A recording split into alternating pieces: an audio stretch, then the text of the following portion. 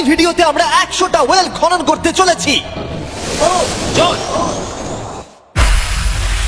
জল ও মাই গড!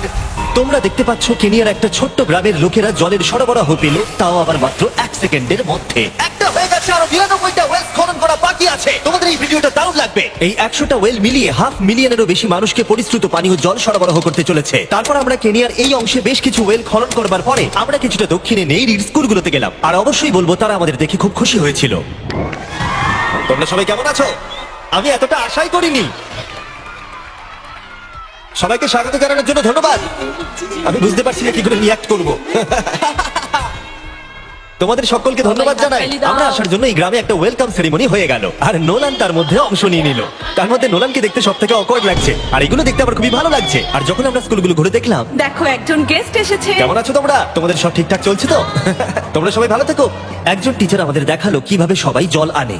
সেটা এই নদীটা থেকে, যার জল খাবার একদমই উপযুক্ত নয়। এখান থেকে ছাত্রছাত্রীরা জল খায়। হ্যাঁ এটা তো পাগলামি। হ্যাঁ, আপনি জানেন স্টুডেন্টদের ডায়রিয়া, টাইফয়েড, নানা রকম ইনফেকশন হতে থাকে, কারণ আমরা এই জল ব্যবহার করে থাকি। তাই আমরা ওদের যতটা সম্ভব চেষ্টা করি যত্নে রাখার, কিন্তু আপনারা দেখতেই পাচ্ছেন যে কি অবস্থা। কিন্তু জীবনে বাঁচার জন্য জল তো লাগেই। এই পরিস্থিতিটা দেখে আমাদের খুবই খারাপ লাগলো। এই অস্বাস্থ্যকর জল খাওয়ার ফলে বাচ্চাদের জীবন ঝুঁকিপূর্ণ হয়ে যায় এবং কখনো কখনো সংক্ষিপ্ত হয়ে পড়ে। কিন্তু অন্তত এই গ্রামের জন্য আমরা এই পরিস্থিতিটাকে বদলাতে চলেছি। আমার মনে হয় না এটা আমার মাথায় ফিট হবে। আমার মাথাটা অনেক বড়। দেখা যাক আমরা জল খুঁজে পাই কিনা। ও ও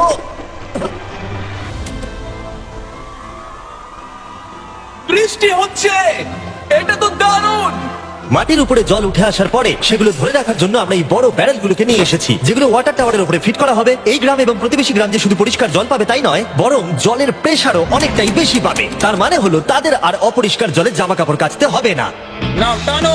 নোলানের মায়ের সঙ্গে তুলনা করলে এটা কত ভারী হবে? প্রায় 2 নোলানের মায়ের সমান। Oh God! ভাই আমি কিন্তু তোমাকে এখান থেকে ফেলে দেবো। ঠিক আছে, হয়ে গেছে। হ্যাঁ, রেখে দাও। আমরা কেনিয়াতে আরো 20টা ওয়েল খনন করলাম, আর সেটা করবার পরে আরে এখানে তো আরেকটা ওয়েল হয়ে গেছে। চিন্তা করো না, আমার আরেকটা জুতোতে আরো বেশি জল আছে। আর এটা দেখাবো আমরা প্রথম 29টা ওয়েল কিভাবে খনন করলাম। আমরা একটা বড় ড্রিল মেশিন দিয়ে মাটির গভীরে কয়েকশো ফুট নিচ অব্দি খনন করলাম, আর একটা পরিশ্রুত পানীয় জলের বিশাল উৎসের সাথে জুড়ে দিলাম। তারপরে আমরা পাইপের সাথে এটাকে জুড়ে দিলাম, যাতে আফ্রিকার সবাই এই জল খেতে পারে আর সেটা তুলতে পারে ঠিক এই রকম ভাবে। দেখা যাক এটা কিরকম খেতে। জলের মতোই। এই 5 গ্যালনের ড্রামটা ভরতে আমার 1 মিনিট সময় লাগলো। এখান থেকে একদিনে কত জল তোলা যেতে পারে? একদিনে প্রায় 3600 গ্যালন জল। এই ওয়েলটা এই গ্রামের শুধুমাত্র 400 বাচ্চার জন্যই নয়, বরং এই স্কুলের প্রতিবেশী গ্রামগুলোর বাচ্চারাও এই জল ব্যবহার করতে পারবে।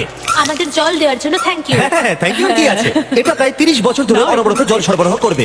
আপনারা হয়তো এটা ভাবছেন যে এই বিশাল কর্মকাণ্ডের জন্য গভর্নমেন্টের সাহায্য নেওয়া হয়েছে, কিন্তু এটা সত্যি নয়। এই সমস্যার সমাধান করা সম্ভব হয়েছে কারণ মানবতা সর্বদা পাশে এসে দাঁড়ানোর চেষ্টা করেছে।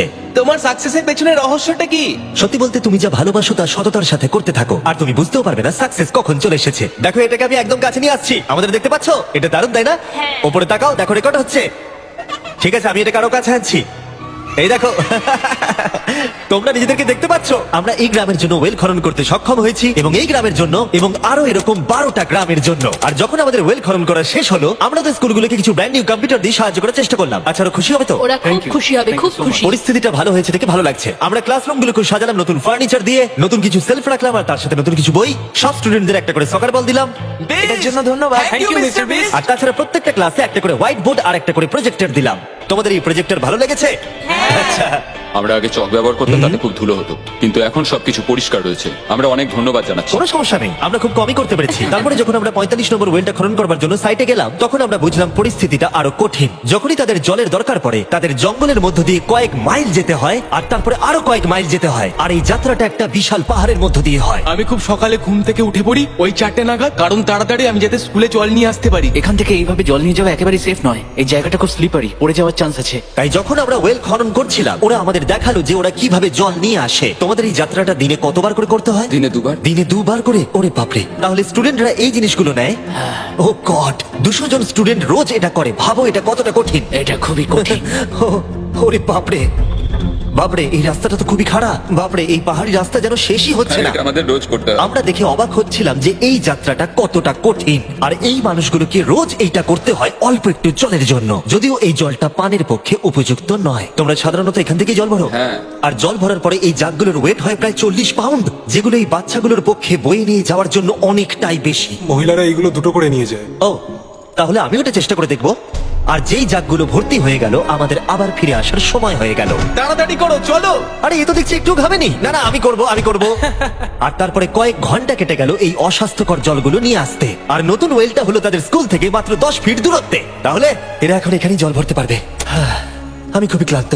আর তারপরে আমরা পরের গ্রামে গেলাম, যেখানে আমরা 46তম ওয়েল খনন করব। কিন্তু সেখানে আমরা সমস্যার মুখে পড়লাম। আমরা দেখতে পেলাম এই গ্রামটা দুভাগে বিভক্ত এই বিশাল ভয়ঙ্কর নদীটা দ্বারা। এর জল এখন বেশি মনে হচ্ছে না, কিন্তু যখন বর্ষাকাল আসে তখন জল তীব্র গতিতে আসে আর এই ব্রিজটাকে ভাসিয়ে নিয়ে যায়। আর এই ব্রিজটা এত গুরুত্বপূর্ণ কারণ গ্রামের লোকজন এই দিকে বাস করে, আর হসপিটাল বা স্কুল হলো এই দিকে। তাই তাদের অনেকবার দিনের মধ্যে এই ব্রিজটাকে ক্রস করতে হয়। এই ব্রিজটা ভয়ঙ্কর হওয়া সত্ত্বেও এটাই তাদের একমাত্র এই অবলম্বন। নদীর যখন জল বেড়ে যায় তখন এখানকার মানুষ, শিক্ষার্থী এবং পশু পাখিকেও ভাসিয়ে নিয়ে যেতে পারে। এর আগে আমরা এই নদীটা পার করতে গিয়ে 3 জনকে হারিয়েছি। এই প্রাণ চলে যাওয়া অপূরণীয় ক্ষতি, এবং তা কখনোই মেনে নেওয়া যায় না। আমরা যেইটা শুনলাম, আমরা সিদ্ধান্ত নিলাম আমরা সাহায্য করব। সুতরাং যখন এখানে নতুন ব্রিজ তৈরির কাজ শুরু হলো, যেটা তাদের ওয়েলের কাছে নিয়ে যাবে, তখন আমরা 2000 মাইল পেরিয়ে চলে গেলাম কেনিয়া থেকে জিম্বাবুয়ের উদ্দেশ্যে।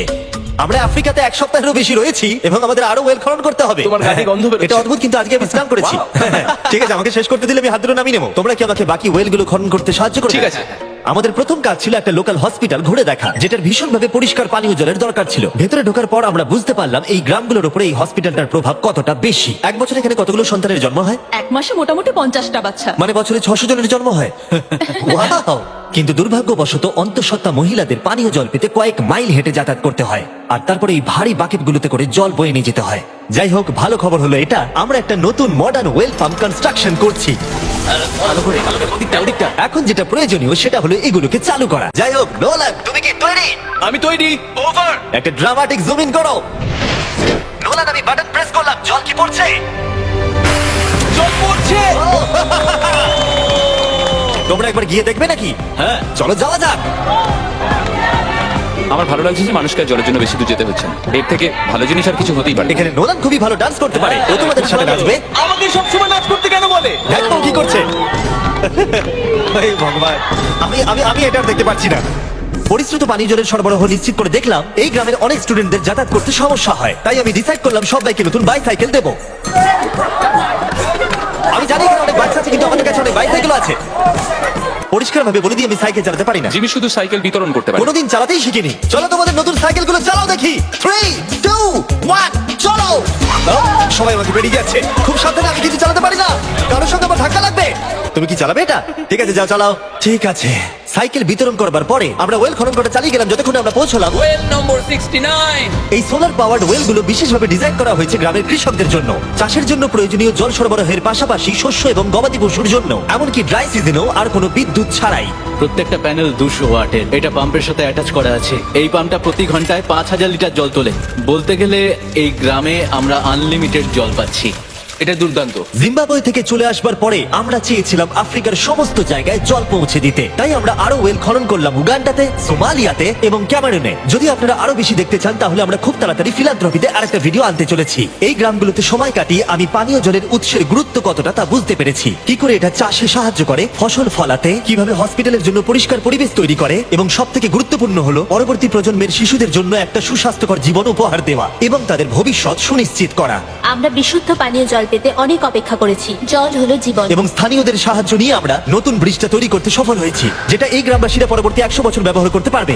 আমাদের জীবন এখন সুরক্ষিত, আমরা সব একসঙ্গে থাকতে পারবো, দুশ্চিন্তা দূর হয়ে গেছে। এই ভিডিওতে আমরা 100টা ওয়েল খনন করে অনেকের জীবন বদলে দিয়েছি, কিন্তু এটা যথেষ্ট নয়। তাই এই ভিডিও ছেড়ে যাওয়ার আগে আমি রিকোয়েস্ট করছি beachphilanthropy.org/wales এ যান, অথবা ডেসক্রিপশনের লিংকে গিয়ে সম্ভব হলে কিছু টাকা ডোনেট করুন। আমরা এই ভিডিও থেকে 1 টাকাও প্রফিট করছি না, আমরা এখান থেকে পাওয়া টাকার পুরোটাই কাজে লাগিয়ে দেবো ওয়েল খনন করতে, যেটা তোমরা ভিডিওতে দেখলে পৃথিবীর চারিদিকে। আমি জানি এটা শুনতে খুবই অদ্ভুত যে একটা ইউটিউবার এই সবগুলো করছে, কিন্তু কাউকে তো এটা করতেই হবে, কিন্তু জানি না এটা কারা করবে, তাই আমরা করছি। আমরা যতটুকু করতে পেরেছি তাতে অনেকের জীবন বদলে যাবে বলে আশা করছি। আর ফাইনালি 100তম ওয়েল।